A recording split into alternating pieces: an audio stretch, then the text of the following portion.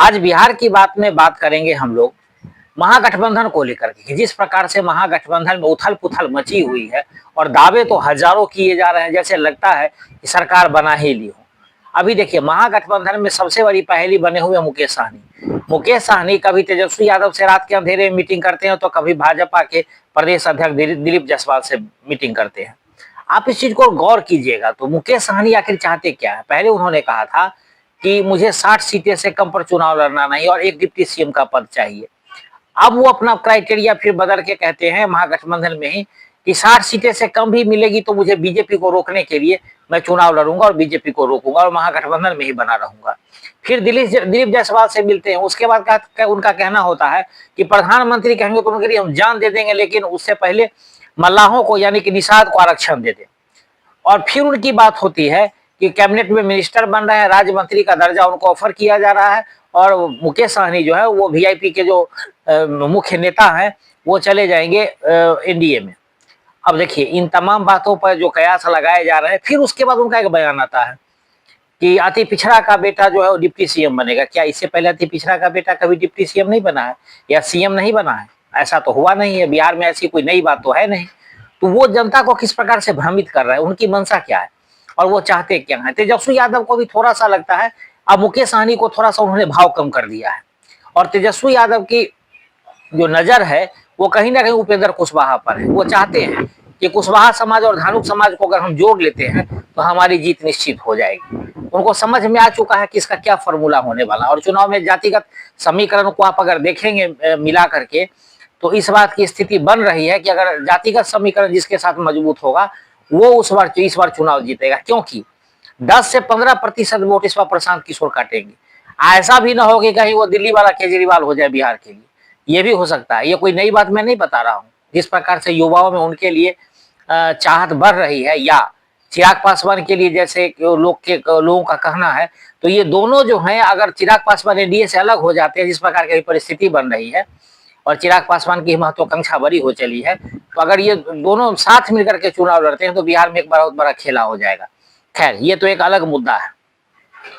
लेकिन आप थोड़ा सा देखें तो ग्राउंड जीरो पर जो विभिन्न चैनलों के संवाददाता लोगों से जो उनकी राय पूछते हैं कि बिहार के कामकाज कैसा रहा, 20 साल में नीतीश कुमार कैसा किए, कैसा उनका परफॉर्मेंस रहा, सुरक्षा लॉ एंड ऑर्डर की व्यवस्था कैसी रही, स्वास्थ्य कैसा रहा, एजुकेशन कैसा रहा, इन तमाम चीजों पर जब बात होती है तो लोगों ने कोई ये नहीं कहा कि तेजस्वी की सरकार बन जाएगी। अब सर्वे कैसे आ रहे हैं ये समझ में नहीं आ रहा है, लेकिन जो चैनल एनडीए विरोधी यानी भाजपा विरोधी भी कहे जा रहे हैं, उनके भी जो ग्राउंड रिपोर्ट पे संवाददाता हैं, जो ग्राउंड जीरो पे संवाददाता होते हैं, वो यही बात उनको सुनने को मिलता है कि ऐसी तो कोई बात है नहीं, सरकार फिर यही बनेगी, चाहे जैसे बने, जोर तोड़ से बने, जैसे बने, लेकिन बनेगी यही। तेजस्वी के बारे में कोई कुछ नहीं कह रहा है। तो जो सर्वे पे सवाल उठ रहे हैं वो सही हैं या सर्वे में लोग कुछ और कहते हैं और जो ग्राउंड जीरो पर रिपोर्टर संवाददाता जाते हैं तो उनको कुछ और कहते हैं। तो इन बातों पे गौर करना भी लाजमी है। खैर, लेकिन मुकेश सहनी का मुद्दा जो है वो अभी बिहार में जो है वो एक बहुत बड़ा मुद्दा है। इसीलिए कह सकते हैं कि मुकेश सहनी की जो महत्वाकांक्षा है वो किसी बिहार के भला की, बिहारी ना बिहार की भला की बात कर रहे हैं, ना बिहारियों की भला की बात कर रहे हैं, वो अपनी भला की बात कर रहे हैं कि उनका भला कैसे हो, या तो डिप्टी सीएम मिल जाए या केंद्रीय मंत्री बन जाए। अगर महागठबंधन में रहते हैं तो डिप्टी सीएम का ऑफर अगर मिल जाता है तो वेल एंड गुड, और नहीं अगर यहाँ केंद्रीय मंत्री बन जाते हैं तो फिर एनडीए में आ जाएंगे और भाजपा उनको 6-7 सीट जैसे पिछले बार दी थी 8 सीट, उसी बार कहीं ना कहीं एडजस्ट कर देगी, क्योंकि भाजपा में पहले से इतने घटक दल हैं कि उसमें तो ज्यादा जगह बनने की बात नहीं हो रही है। पहले से ही घमासान मचा हुआ है सीट शेयरिंग को लेकर के। तो क्या मुकेश सहनी इस स्थिति में क्या करेंगे, इस बात पर अगर आप गौर करें तो मुकेश सहनी को लगता है कि जहां ज्यादा फायदा होगा वहां हम जा सकते हैं। तो उनके फायदे को लेकर के जो निगोशिएशन करना चाहते हैं कहीं हो नहीं पा रहा है। ना एनडीए उनको कैबिनेट मिनिस्टर बना रही है और ना तेजस्वी यादव ने कभी डिप्टी सीएम बनने पर मुहर लगाई। ना राहुल गांधी इस बात से सहमत है कि मुकेश सहनी का ओहदा जो है कांग्रेस से ज्यादा बड़ा हो जाए। अगर 60 सीटें से कम सीटों पर भी लड़ने का मुकेश सहनी मन बनाते हैं तो कांग्रेस तो खुद 40-45 पर अटकी हुई है, 40 से ज्यादा उसको तेजस्वी देने वाले नहीं है। कभी कहते हैं 30 से 35 सीट देंगे। आप पिछली बार 15,000 से ज्यादा वोटों से 30 सीट से ज्यादा हार गए। तो आप इस स्थिति को अगर आप देखें तो मुकेश सहनी के लिए अच्छी खबर नहीं है।